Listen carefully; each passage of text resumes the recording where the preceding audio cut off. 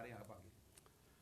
دیکھیں، سب سے پہلے تو مجھے کبھی کوئی شک نہیں تھا کہ نواز شریف یا زرداری کبھی بھی الیکشنز کی طرف نہیں جائیں گے.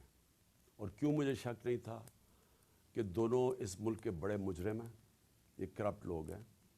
ان کو ڈر لگا ہوا ہے کہ اگر یہ الیکشنز میں ہار گئے تو ان کو ڈر یہ لگا ہوا ہے کہ اتنی محنت سے جو انہوں نے 7 مہینے میں اپنے کیسز ختم کیے ہیں، یہ پھر نہ ریوائیو ہو جائیں.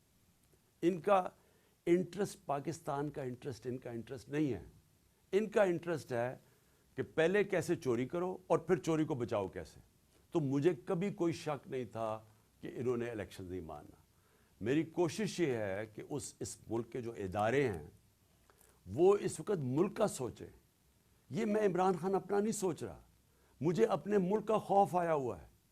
اور اگر یہ ملک خدا نہ خواستہ جس طرف تیزی سے جا رہا ہے، جو دنیا کہہ رہی ہے آپ کے ڈیفالٹ کی طرف جا رہا ہے، اگر یہ ادھر چلا گیا، اگر کسی نے مثلا یہ ہوپ کر رہے ہیں کہ آئی ایم ایف یا چائنا بیل آؤٹ کر دے گی، اگر انہوں نے نہ کیا تو یہ ملک کی جو حالات ہوں گے، یہ سارا ملک افیکٹ ہوگا. ہر وہ آدمی جس کا جینا مرنا پاکستان میں وہ افیکٹ ہوگا، سوائے وہ جنہوں نے ڈالرز میں اپنے پیسے باہر رکھے ہوئے ہیں. لہٰذا میں نے جب یہ فیصلہ کیا تھا، مجھے پتا تھا انہوں نے نہیں الیکشن کروانے. اس لیے ہمارا پلان پورا وہی ہے. جب میری تیاری ہوگی، میں نے آپ کو کہا دسمبر میں انشاءاللہ ہو جائے گی، میں اپنے وہی جو میں نے اناؤنس کیا اسی پہ میں چلوں گا. میں یہ اسمبلی سے نکل جاؤں گا. دیکھیں، میں اس پہ چیک کروں گا کہ یہ جو شہباز گل کے اوپر مقدمہ ہوا، اس کے پیچھے کون ہے. ہم دیکھیں، امید رکھتے ہیں، میں آج بھی امید یہ رکھتا ہوں کہ ہمارے سے جو ہوا ہے پچھلے 7 مہینے میں، جس طرح کا ظلم ہوا ہے ہمارے ساتھ، کبھی کسی ڈیموکریسی میں تو ہو ہی نہیں سکتا، لیکن کبھی کسی پارٹی کے ساتھ اس طرح کا ظلم تشدد نہیں ہوا جو ہمارے ساتھ ہوا اور جو میڈیا کے ساتھ ہوا.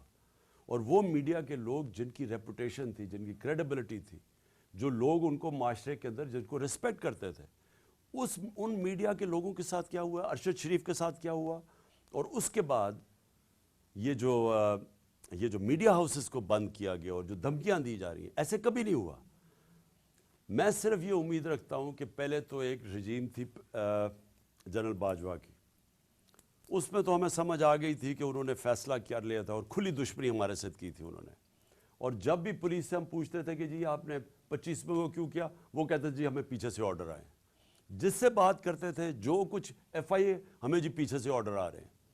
لیکن اب تو بہت ضروری ہے کہ جو نئی رجیم آئی ہے، ان کو خدا کا واسطہ ملک کا سوچیں. اس وقت یہ ہماری پارٹی کو نقصان نہیں پہنچ رہا، پارٹی تو اوپر جا رہی ہے.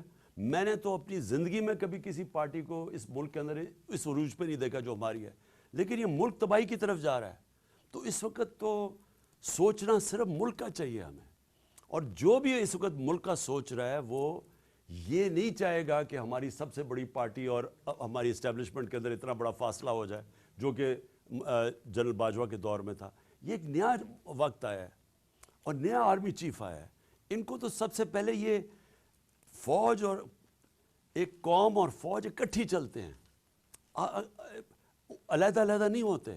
فوج مضبوط ہی تب ہے جب قوم اس کے ساتھ کھڑی ہے. ابھی تک تو میں ویسے آپ کو سچ بتاؤں کہ کوئی مجھے چینج نہیں نظر آیا، لیکن نیا آرمی چیف آیا ہے، اس کو ٹائم دینا چاہیے. ہم نے اس کی بڑی اچھی چیزیں سنی ہیں، جنرل عاصم کی بڑی تعریفیں سنی ہیں میں نے، حافظ قرآن ہیں.